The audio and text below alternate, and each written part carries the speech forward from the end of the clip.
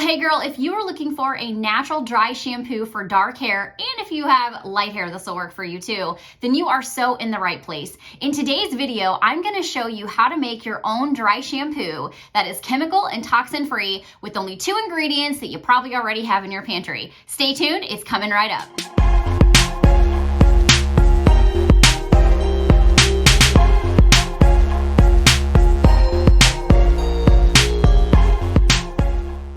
Well, hey, welcome back to my channel. If you've been here for a bit, if you are new, I am so excited that you are here today. My name is Lauren, and my channel is all about holistic living from the inside out with a pretty heavy focus on beauty and the body. So today we're going to be talking about a dry shampoo recipe for all of you ladies out there with dark hair. And it is only 2, or has only 2 ingredients that you probably already have in your pantry. Let's jump into it. They are arrowroot powder and cocoa powder. I was pretty blown away by this recipe, thinking 2 things. This is really gonna work for my hair. I was pretty skeptical, but it does. So the normal recipe is 3 tablespoons of arrowroot powder, and then you want to start out with about 2 to 3 tablespoons of cocoa powder. My recipe for myself that I made, I actually ended up using 4 tablespoons of cocoa powder to get it dark enough. I honestly could probably go a little bit more, but I thought I would just stop and wear it for a bit and see how it goes. So my next batch I might do 4 tablespoons and maybe like 2 teaspoons and try it out. The key is that if you need to get darker, you just keep adding cocoa powder. It's pretty simple. So I put mine in this cute little powder container that I got off of Amazon, and I'll link it for you below. This is what mine looks like. And it's so simple. All you do is put your ingredients in a bowl, whip them up with a little fork, stick it in a container, and put it on your head. So what I thought I would do today, just because I know I'm a visual learner, everyone's a visual learner, well, not everyone, but a lot of people are, I thought I would actually just show you how to do this with kind of a tapered down recipe. So instead of using 3 tablespoons of arrowroot, I don't want to waste a lot, so I'm just going to use a ½ teaspoon today. So I'll dip it in, and I'm going to drop it in my paper bowl here. And then make sure that doesn't spill out everywhere. My cocoa powder. I'm just gonna start with a ½ teaspoon. Now for you girls with blonde hair, I think you could probably just get away with doing arrowroot powder and seeing how it works for you. I don't think you need anything else. I will say, I'm sorry, I haven't tried to look up any recipes for girls with blonde hair because I don't have them. But I know a lot of my girlfriends who are blonde use regular dry shampoo without any color whatsoever because it blends into their blonde locks just fine. So I think arrowroot powder would do the same thing. So then we'll just drop this in here, plop it, get you a fork, do some mixing in a bowl, like so, until you get it mixed up. And if you look at it and you go, that's a little bit too light compared to my hair, throw in another, ½ teaspoon or a teaspoon. If you don't want to do a whole tablespoon at first and you want to go slow, that's fine. My motto is always start with less. You can always add more, because if you put too much in there, then you might be out of luck there. So you'd have to start over from scratch. So I wouldn't recommend that. I have not tried this for, well, I don't have black hair, but if anyone has black hair and has tried this, let me know how dark you have to go, or if there's something else that you have to use to get it to blend pretty well. Like I said, for me, my version is a tad bit on the light side, but you'll see here in a second when I put it in my hair, it actually blends really nicely. So let me show you how I actually do it. So just like you would a powder, this is what I love. Oh, and use an old makeup brush, preferably something that is not super dense, but also that isn't super flimsy. It's just easier to tap onto the scalp. So I will take some of here, or out of here. We'll just drop a little into my lid, like so. Tap it in. And then what we will do is just start it, again, part your hair. I typically use this type of comb. I love a rat tail comb for parting my hair so I can make sure that I get everything. But what we're gonna do is just tap it, get in the camera, tap it on the scalp. And you can see it is a little lighter, right? And then we're just gonna brush it down. That's all I do to get it to blend.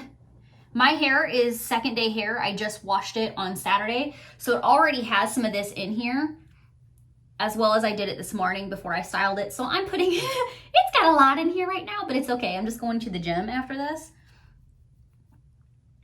And you guys know, if you've been following my channel for a while, I do work out a lot, 5 to 6 days a week. So I constantly have sweaty hair, and I still only wash my hair about 1 0.5 times on average per week. So 1.5 is a good number, sometimes less, sometimes more.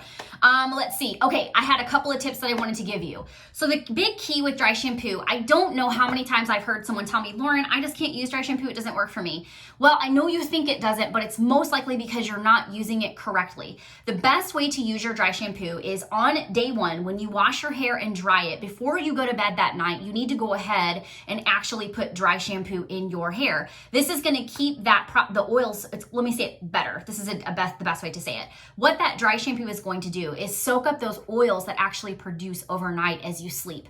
That's the prime reason that dry shampoo is not working for you, is you're not getting it on your head before the oil starts to seep out of your pores on your scalp. So you have to kind of like attack it before it actually starts. Now, everyone should know this, but just as a disclaimer, dry shampoo is not something to be in place of washing your hair. However, it will help you to get a little bit more out of your wash. I, for one, am all about the least amount of times I can wash my hair, the better for me, because it's just a lot of work and effort. So that's what I typically do to make it work.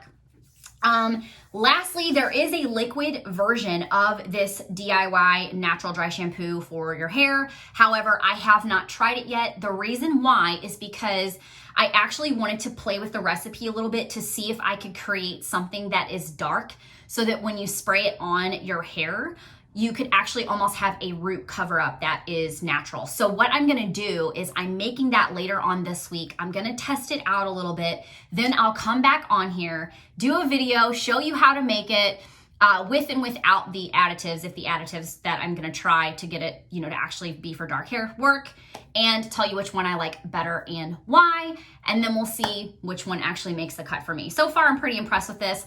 I also, when I made this, it makes up a ton. So just an FYI, I had more than would actually fit in this container. So what I did is I actually split it between my mom and I when I saw how much it was gonna make. And I kind of guesstimated on her how much would actually work for her hair. And so it turned out great. It actually blended into her hair pretty flawlessly.